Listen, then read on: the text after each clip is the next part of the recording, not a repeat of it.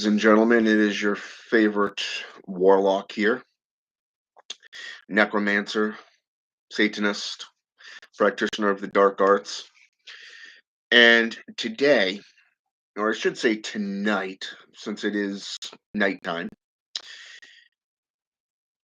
I'm going to put forth a challenge to you, my viewers. Okay? I want you to go to your personalized library, and I want you to pick out 3 books on black magic, on sorcery, occultism, whatever it is. And I want you to study them for the next month. Okay? In fact, do it for this entire month. Okay? For me, the 3 books of occult philosophy by Henry Cornelius Agrippa, The Black Arts, first edition by Richard Cavendish, and the Book of Black Magic by Arthur Edward White. Okay? These are the 3 books that I've chosen, okay, for myself. It's been a long time since I've delved into them. I started with the 3 books of occult philosophy last year, but I ended up getting sidetracked. So this year I've made a whole new, how should I say this? A whole New Year's resolution. I guess that's what the popular kids call it today. So I'm putting this forth to you. Hey, Technicians USA, what's going on? Welcome to the channel. It's been a while since I've seen you. So, anyways, I've been doing a lot of spiritual work over the last few months. Started back in October, working with a particular being all the way up until this month, and I'm literally, how should I say this? Literally, at the point now where I really want to get back into the actual study and practices of black magic, sorcery, occultism, calling on spirits, and really see how my practices have evolved. Okay, through just working with a particular spirit per month. So I petitioned all of you before to do something like that and to work with a particular spirit for an entire month and then move on to another one. So I don't know how many of you actually did that challenge, but what I am hoping is that it was quite a few of you. So starting today, I have been delving into these 3 books. Okay. I was kind of bedridden earlier because of the fact that I had a knee issue. My bursa swelled up like a freaking 8-day balloon, for the last 48 hours. And then early this morning, I came down with what my son had. And so that was always fun. So I was stuck in bed and I just grabbed this stuff. And it got me thinking, why not put this next test, this next challenge forth to you? I want you to do this. I'd like to see how many of you actually choose 3 books, read them thoroughly, take notes, apply the gnosis to your rituals, record your rituals. Okay? That means your journal, your grimoire, um, your black book. If you do a dream journal like oneomancy, then by all means use that grimoire as well. But either way, look at it as an experiment. Okay, life is about experimenting with different outlooks.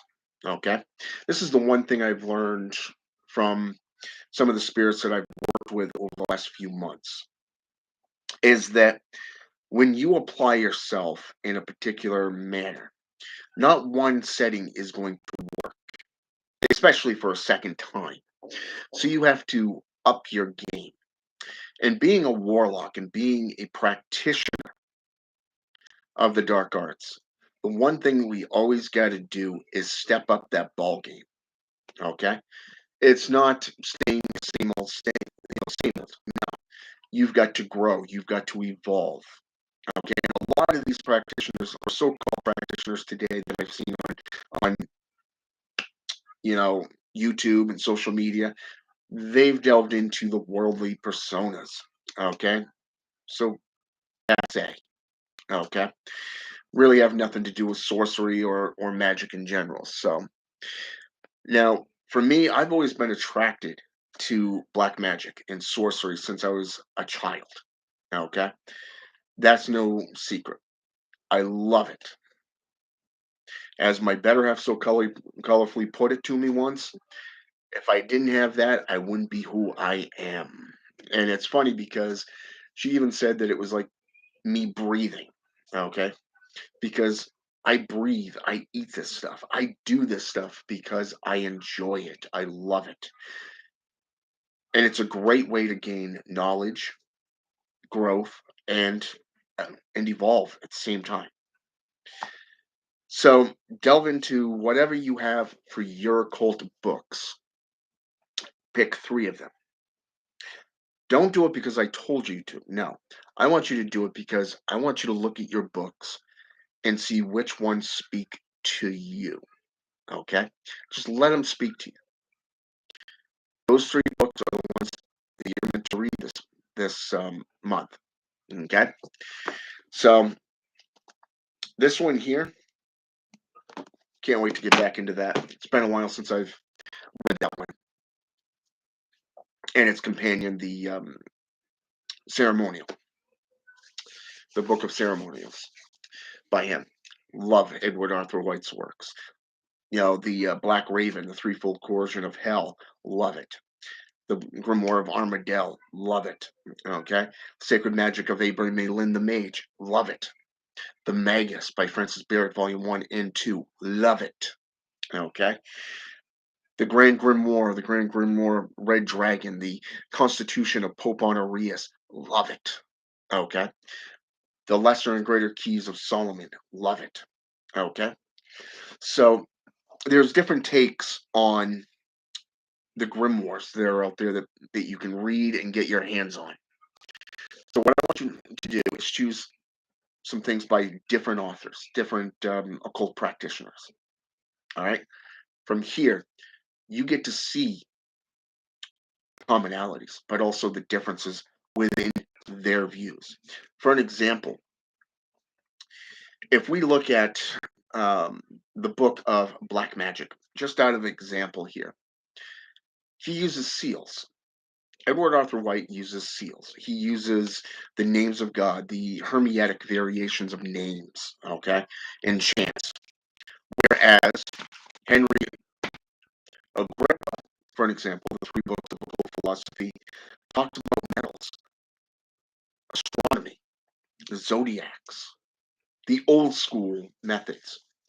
Okay, and then you have Richard Cavendish, who literally speaks on numerology, astrology, using the magical squares and names, but also the different perceptions of instead of using alphabets or numerology, no, he even puts in dots, the periods, okay, in the shape of a triangle. Think about this for just a minute. How many variations of them are out there? I want you to contemplate that because I think that it will do you good. I think that you will benefit from doing this. So I do hope that you take this challenge. All right. I got to return to work tomorrow morning from 6 to 2. So, well, the next 3 days because I would have had Monday off, but because I took today off due to the whole being sick thing, guess what? I got to make it up on Monday because the other guy filled in for me today. So, but yeah, there's a lot of different authors out there. And it is interesting, by the way. I mean, you look at how Eliphas Levi, for an example, compared to, say, let's go with Abramelin the Mage. Two very unique book authors right there. Two very unique practitioners. The way they did their thing. One through invocation, the other through magical practices. Okay. Over the last 3 to 4 years, being a practitioner of black magic, but also of necromantic rites and rituals, getting into necromancy and delving into the cabal aspects of everything. My eyes were literally opened to a lot of the European traditions that I was previously unaware of. So when I started delving into that, I started learning that there were different perspectives. They weren't just different regions that dealt with, say, let's say the Norse gods, or the Slavic deities. No, there was actually a whole wide range of tools that were used in this platform. Okay, their invocations and their rituals were amazing. Some used herbalism, others used alchemy. Okay, you remember what I said about experimentation? Same exact thing. Experiment with different things while you're doing this. Okay, bring in the spirits that you work with, say the demons, for an example. If you bring in, like, say, oh, I don't know, let's say, let's go with Zaniel from the Grimoire of Armadale. He's known as the teacher of witchcraft. Okay, see how he would represent you within the knowledge through your rituals and your rites. Think about this for just a moment. Did you ever have that inclination of you going in and you've got a specific purpose, a specific purpose within a ritual? Let's say, for an example, you're about to do a curse, okay? And you had that one thing. You were thinking, okay, I'm going to use a jar. I'm going to use herbs. I'm going to use, say, for an example, urine. 3 rusty nails. Let's say war water. You know, different things. You know what I'm saying? Things that would be considered to be a blasphemy towards someone, your enemy. And all of a sudden, you're in the middle of, say, a week-long ritual, okay, doing this. And all of a sudden, you get that inclination. Why not add in this? Say a dibunk box, a divot box. Make that punishment everlasting. You know what I'm saying? Make it everlasting, like a coffin, okay? A coffin. We all know about coffins from, like, say, Haitian Bouddha, or that of New Orleans voodoo, you know. But even within witchcraft and black magic in general, they use coffins because it symbolizes death. So why not make that suffering eternal? You know what I'm saying? Because a Dybbuk box is designed specifically for an enemy that you want to suffer. It said, there's an old proverb which says, to kill a man is easy, but to eliminate everything that person cares about would kill him 1,000 times over. Basically, 1,000 cuts is worse than death. Okay? So if you think about this within a Bushido perspective, the way of the samurai, 1,000 cuts is worse than death. If you're prepared for death, then what's there to be afraid of, right? But what happens if you end up alone, buried, in a very dark place, unable to escape? Because that Dybbuk box has seals meant to keep you in. Seals, they were to attract demons of torture like Alistar. or maybe even Samael. Okay, even say for an example, other more mischievous torturers. Okay, now think about this for just a moment. Putting the person in a photo or personal item in a griscus bag, or say for example a cursing jar, only goes so far. But you place everything inside the Dibbit box. Not only is it doubly and triply warded, but even if that person dies in reality, in the physical sense, his soul or her soul is trapped within that Dibbit box for all eternity, sealed up, be it either buried in a cemetery or, you know, somewhere in a river, for an example, maybe out in the woods, buried amongst the dead trees, symbology of death. You see, this is what I'm talking about when you're experimenting. Over the last few months, like I said, I've been working with particular spirits, and these spirits have shown me a lot over the last, well, four few months. Let's say the last few months, because of the fact that things I never would have thought of, well, let's just say it surprised the hell out of me. And when I showed the outcome of that right to my elders, even to an apprentice, a few apprentices of mine, personal apprentices, it was interesting because they couldn't believe the amount of power that had been generated to create this. And I was even asked, "How did you come up with that?" And I told him, I said, "This is what I started out with. This is what it went into, and this is how this ended up going into play." And literally, it took about 2.5 weeks for that one rite to be done. Okay, not only did it do divination, but it went into conjuration and wardings and seals and a whole bunch of other things that went into that rite. This is what happens when the spirits lead you and teach you. If you're open to them, they will guide you and they will teach you. So knowing this, one of the greatest books that I've always read was this one here. I've had this for quite a while.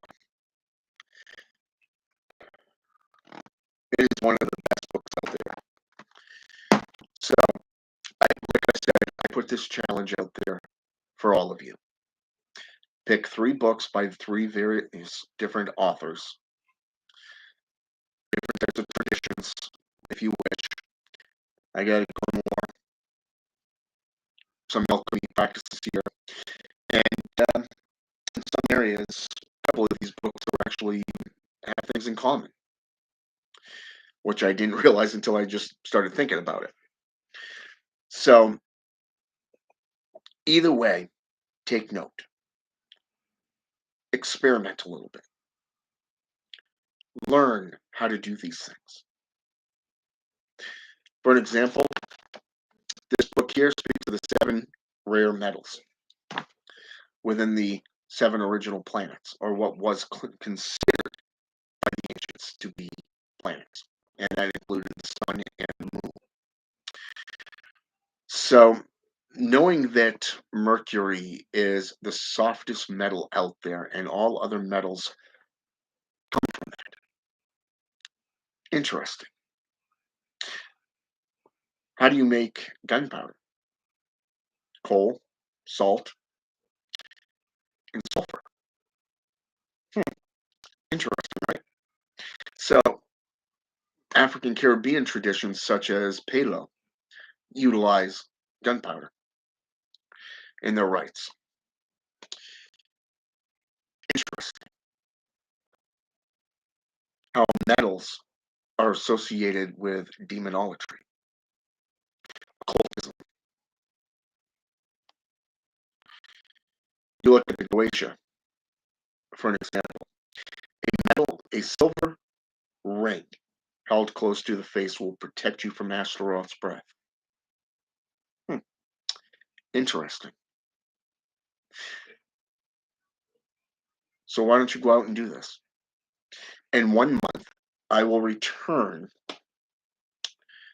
to this subject. Okay? On the 4th of March, 2022, I will come back to this topic and see how many of you took that challenge. All right? I will be doing videos in between. Probably won't be on as much this month because I got a lot going on. But I will be here off and on throughout the week, maybe 2 or 3 times a week doing videos. All right. So have a good night, and until next time.